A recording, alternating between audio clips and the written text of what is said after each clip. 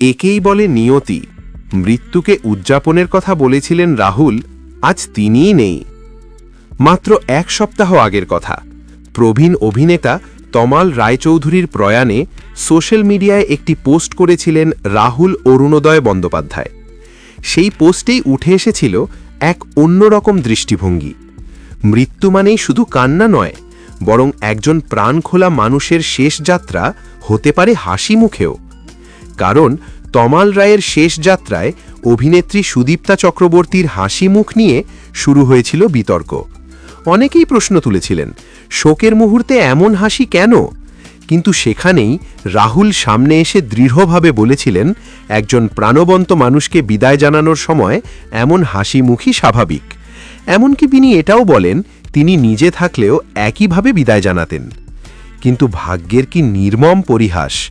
মৃত্যুকে এমন ইতিবাচকভাবে দেখার কথা বলার কয়েকদিনের মধ্যেই নিজেই চলে গেলেন না ফেরার দেশে।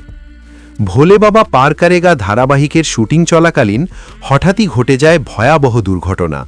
সমুদ্রে নামার পর আচমকাই তলিয়ে যান রাহুল। দ্রুত উদ্ধার করে হাসপাতালে নিয়ে যাওয়া হলেও শেষ রক্ষা হয়নি। এই খবর ছড়িয়ে পড়তেই স্তব্ধ হয়ে যায় গোটা টলিউড।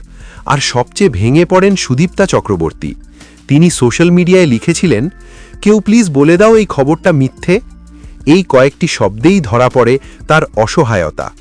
শুধু সহকর্মী নয়, সুদীপ্তা ও বিদীপ্তা চক্রবর্তীকে নিজের দিদির মতনই দেখতেন রাহুল।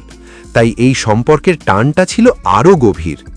চিরদিনই তুমি যে আমার ছবির মাধ্যমে যাত্রা শুরু করে যে অভিনেতা মানুষের হৃদয়ে জায়গা করে নিয়েছিলেন, তার এমন হঠাৎ চলে যাওয়া যেন এক অপ্রস্তুত বিদায়।